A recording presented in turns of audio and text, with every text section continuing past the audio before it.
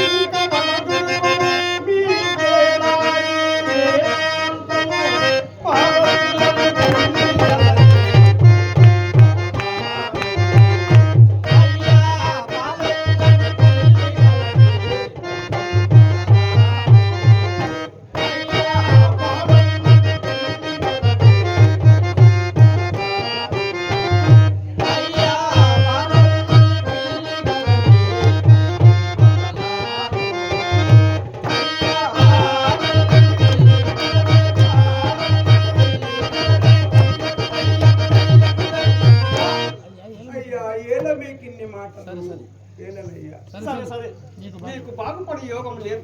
తీయని చెరుకు పాలకం నోట మోయిస్తుందా విషమను ప్రక్కువానికి ఎవరేమి చేయగలరు?